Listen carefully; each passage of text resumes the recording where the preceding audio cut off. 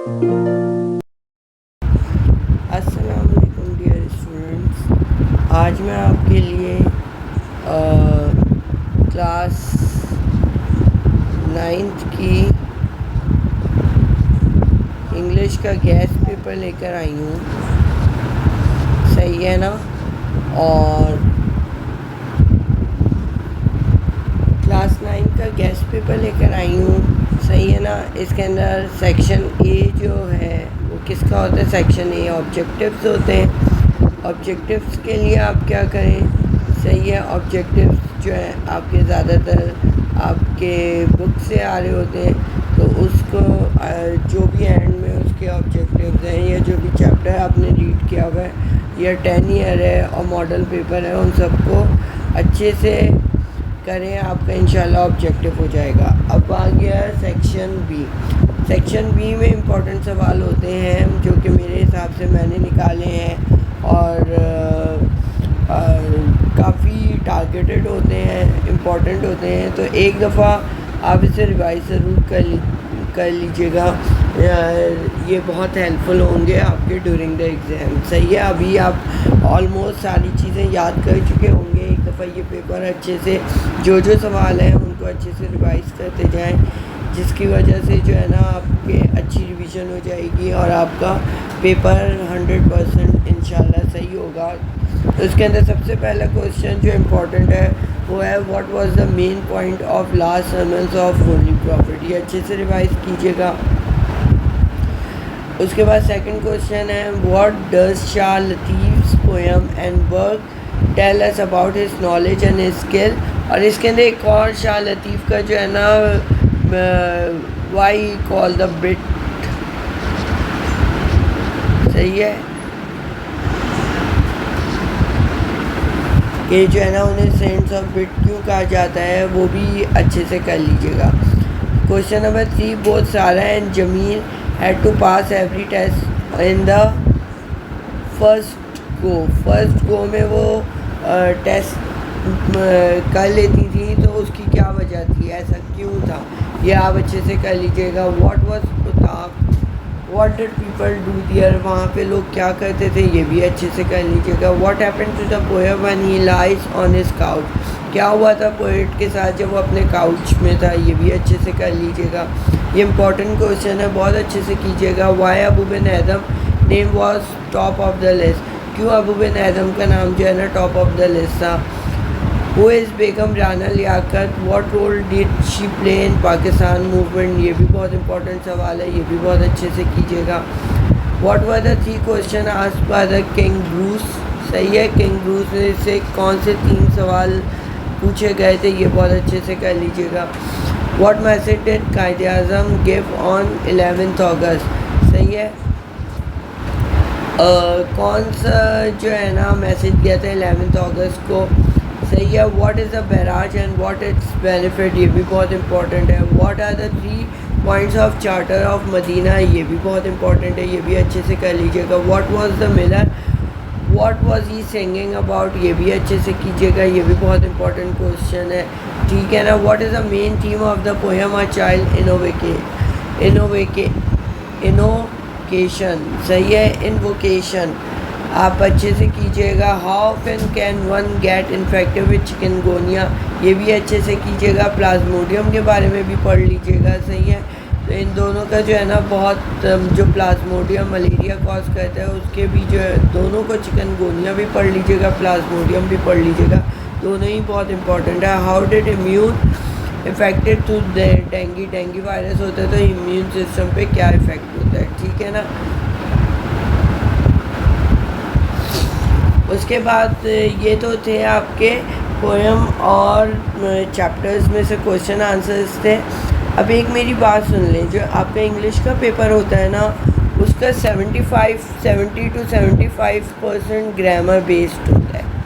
सही है ना। तो ये चंद सवाल थे जो कि आप इंशाल्लाह आसानी से ये सवाल करके चले जाएंगे तो ये बहुत आसानी से आपके हल हो जाएंगे। अब जो बाकी चीज़ है वो क्या है, सारा ग्रामर बेस्ड होता है। उसके अंदर क्या क्या चीज़ें आती हैं वो मैं आपको बता देती हूँ। अब वो होती क्या है, कुछ बच्चों की ग्रामर वीक होती है ये वीडियो उनके लिए एज अ गेस्ट पेपर भी बहुत हेल्पफुल है, और थोड़ी बहुत ग्रामर जो मैं अभी समझा सकती हूँ वो भी मैं साथ साथ समझाती ही रहती हूँ, ताकि आपका थोड़ा सा कॉन्सेप्ट और क्लियर हो जाए और आपको पेपर करने में आसानी हो। डू एज डायरेक्टेड का क्या मतलब होता है? डू एज डायरेक्टेड का मतलब क्या है? जो भी डायरेक्शंस दी हुई हैं उसके अकॉर्डिंग आप पेपर हल कर लें। सबसे पहले आता है उसके अंदर यूज़ ऑफ प्रेपोजिशन। प्रेपोजिशन क्या होते हैं? ये प्लेस बताता है कि कौन सी चीज़ किस जगह पे मौजूद है। जैसे कि मैंने 2 एग्जांपल्स दिए हैं, 2 ही आते हैं नॉर्मली आपके। We are going to picnic date seaside. अब जब भी कोई प्लेस आती है ना, ये हमेशा याद रखिएगा, जब भी कोई प्लेस आती है आप उसके साथ क्या लगाएंगे? एट प्रीपोजिशन है, ठीक है ना। The horse is jumping dash the fence. अब जाहिर है जंपिंग इनटू तो नहीं होगा कि उसके अंदर हमेशा ऊपर से छलांग मारेगा, तो ये होता है ओवर द फेंस। इसके अलावा अगर कोई चीज़ आप book, I am placing book dash the cupboard. Cupboard के हमेशा कहाँ रखेंगे? In the cupboard. The class is dash the table. हमेशा क्या होगा? वो जगह बताता है। प्रपोजिशन क्या बताता है? कि जगह बताते हैं कि ये कहीं जाने की बात हो रही है, किस जगह जाने की बात हो रही है, या कोई चीज़ कहाँ पे रखी हुई है, ठीक है ना। सेकंड आ जाता है आर्टिकल्स। आर्टिकल कौन से होते हैं? ए, एन और द आर्टिकल्स होते हैं, ठीक है ना। अब नॉर्मली आपको ये पता होगा, आप अच्छे से कर चुके होंगे, अब तो ऑलरेडी प्रिपेयर्ड होंगे। एन किसके साथ आता है? बच्चों को बताया जाता है ए, ई, आई, ओ, यू वॉवल्स के साथ आते हैं। लेकिन इसके अलावा जो 9 मैट्रिक में यूज़ टू होता है एन आने का, वो वॉवल्स के अलावा भी कुछ ऐसे वर्ड्स होते हैं जिसके साथ वॉवल्स यूज़ होते हैं, जो कि वॉवल की साउंड निकाल रहे होते हैं। जैसे कि ऑनेस्ट, ये बहुत ज़्यादा आता है, सही है। ऑनरेबल, ऑनेस्ट, इस तरह से ही इज़, देखें एस साइलेंट है, ऑनेस्ट मैन, तो इसके साथ क्या आएगा? एन आएगा। अब M A she is dash M A की आवाज़ आ रही है ना, जितने भी वॉवल्स होते हैं उसके अंदर अलिफ की आवाज़ आ रही होती है। अगर हम उर्दू में उसे थोड़ा सा स्पेसिफाइड करें तो एम ए, तो इसके अंदर एम माँ की आवाज़ नहीं आ रही, एम की आ रही है ना, तो एन एम ए होगा, ठीक है। इसके अलावा अगर यहाँ मैंगो लिखा होता, देखें म की आवाज़ आ रही है, तो ये क्या होता? फिर आ होता। इसके अलावा ए, ई, आई, ओ, यू से शुरू होने वाले वर्ड, एप्पल है जैसे, उसके साथ एन आ जाएगा। अच्छा, एक और बात याद रखिएगा, वैसे ये 9 मैट्रिक में नहीं होता, फर्स्ट ईयर सेकेंड ईयर में आता है। अगर कोई प्लूरल हो जाए, कोई प्लूरल एक से ज़्यादा होगा, तो उसके साथ कोई वॉवल नहीं आता है। जैसे एग्स हो गया, तो एन होगा ना, आ होगा। एक्स कुछ भी नहीं होगा, बल्कि कोई वॉवल नहीं है, वो कोई भी जो है ना आर्टिकल नहीं आएगा, ठीक है। इसके अलावा ए, ई, आई, ओ, यू और इस तरह की जो आ की साउंड निकालते हैं, उनके अलावा जितने भी कॉन्सोनेंट होते हैं ए, बी, सी, डी में, उन सब के साथ क्या आता है? आ आता है, ठीक है ना। उसके बाद फिर क्या आ जाता है? अब दा की बारी आती है। दा, ए और एन को समझा दिया। दा किस में आता है? K2 is dash highest mountain in Pakistan. जो सुपरलेटिव डिग्री होती है ना उसकी, एडजेक्टिव की, उसके साथ हमेशा क्या आता है? सुपरलेटिव डिग्री होती है, जिसके अंदर सुपरलेटिव कैसे पता चलता है? कि इसके आखिर में EST आता है या शुरू में मोस्ट आता है। इसके साथ क्या आता है? और ये आपके 9-10 में यूज़ टू होते हैं, सही है, कि सुपरलेटिव डिग्री दे देते हैं, सुपरलेटिव डिग्री, सही है। EST आएगा या मोस्ट आएगा, इसके साथ दा आएगा। या कोई दा नॉर्मली किसके साथ आता है? कोई ख़ास चीज़ हो, कोई ख़ास चीज़ होती है ना, द माउंट एवरेस्ट कोई ख़ास चीज़ है, सही है, प्रॉपर नाउन है। इस तरह इन सब के साथ भी दा आता है, ठीक है ना। ये तो हो गया आर्टिकल प्रेपोजिशन। अब चेंज द वॉइसेस। वॉइसेस में क्या होता है? जो आपका सब्जेक्ट होता है वो ऑब्जेक्ट बन जाता है। जैसे ये सब्जेक्ट है, ये क्या बन जाएगा? ऑब्जेक्ट बन जाएगा, ठीक है। और जो भी ऑब्जेक्ट होगा उसके से पहले क्या लगाएंगे? बाय लगाएंगे। और जो सब्जेक्ट होता है वो ऑब्जेक्ट क्या होता है? वो क्या बन जाता है? सब्जेक्ट बन जाता है।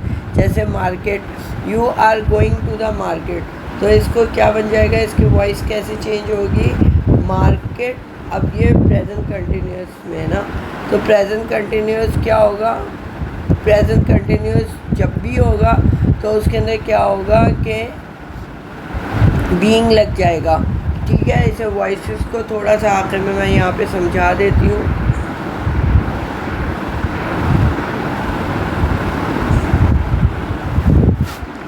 देखें, जो पैसिव वॉइस होता है, सही है ना, पैसिव वॉइस होता है, उसके अंदर वर्ब की हमेशा कौन सी फॉर्म आती है? थर्ड फॉर्म आती है। सही। जो सब्जेक्ट होता है उसके अंदर वो क्या बन जाता है? जैसे द मार्केट, सही है ना, द मार्केट आता है ना, मार्केट के साथ आज आ नहीं आता। और जो प्रेजेंट कंटिन्यूस होता है ना, उसके साथ बीइंग लग जाता है, वर्ब की थर्ड फॉर्म आ जाती है। वर्ब की थर्ड फॉर्म कौन सी होती है? क्या कर रहा होता है वो? द मार्केट, सवाल क्या था? हाँ, you are going to the market, सही है। तो ये क्या हो जाएगा? The market is being gone, verb की कौन सी फॉर्म आ गई? थर्ड। और जो सब्जेक्ट होता है, जब वो ऑब्जेक्ट बनता है तो उसके आखिर में यू आ जाता है। अब इसकी थोड़ी सी मैं आपकी हेल्प कर देती हूँ। अभी जो पैसिव में प्रेजेंट इंडेफिनिट होते हैं ना, सही है ना, अब इस तरह से मैं बता देती हूँ। जो प्रेजेंट होते हैं, सही है, प्रेजेंट इंडेफिनिट होते हैं, उसके अंदर क्या पैसिव में इज़ एम आर आ जाता है, हेल्पिंग वर्ब। ठीक है, ये याद रखिएगा। और जो भी पैसिव होता है ना, उसके अंदर वर्ब की कौन सी फॉर्म आती है? थर्ड फॉर्म आती है, सही है। अगर पास्ट इंडेफिनिट होगा तो इसके साथ क्या आ जाएगा? वॉज वर आ जाएगा। ठीक है ना, वॉज वर लगा दे। जैसे ही वेंट टू द मार्केट, तो ये क्या होगा? मार्केट वॉज, वेंट नहीं आएगा बल्कि क्या आएगा? गॉन बाय हिम, सही है। अब पास्ट हो गया, पास्ट इंडेफिनिट। इसी तरह प्रेजेंट कंटिन्यूस, अच्छा प्रेजेंट कंटिन्यूस का बता देती हूँ पहले। प्रेजेंट कंटिन्यूस और पास्ट कंटिन्यूस, इन दोनों में क्या आता है? इज़ एम आर और वॉज वर आता है ना। तो इज़ एम आर और वॉज वर तो ऐसे ही लगेगा, ठीक है ना। लेकिन साथ में इनमें पैसिव में क्या लग जाएगा? बीइंग लग जाएगा, ये याद रखिएगा। और जो हैज़, यूँ करके बता देती हूँ, हैज़, हैव और हैड वाले होते हैं ना, उनके साथ क्या लगा देंगे? पैसिव में बीन लगा देंगे। इसका मतलब जो परफेक्ट होते हैं उनके साथ बीन लग जाता है, जो कंटिन्यूस होते हैं उनके साथ बीइंग लग जाता है। और प्रेजेंट इंडेफिनिट और पास्ट इंडेफिनिट में क्या होता है? इज़ एम आर और वॉज वर लगता है। ये अच्छे से याद करके जाइएगा, क्योंकि एक्टिव पैसिव बहुत ज़्यादा आते हैं हर साल ही, बहुत ज़्यादा का मतलब हर साल ही आते हैं, सही है ना। इसके बाद आ जाते हैं वॉइसेस के बाद प्रीफिक्सेस और सफिक्सेस लगाना। प्रीफिक्सेस का मतलब होता है कि कोई चीज़ आप वर्ड से पहले लगाओ, सफिक्स का मतलब होता है कि बाद में लगाओ, ठीक है ना। जैसे हेल्दी है तो इसमें क्या लगेगा? प्रीफिक्स लगेगा। अनहेल्दी, पॉसिबल होगा, प्रीफिक्स लगेगा। इम्पॉसिबल, ठीक है ना। अब प्ले है, इसमें सफिक्स क्या लगाएंगे? प्लेफुल लगाएंगे। कलर है तो कलरलेस लगा दें।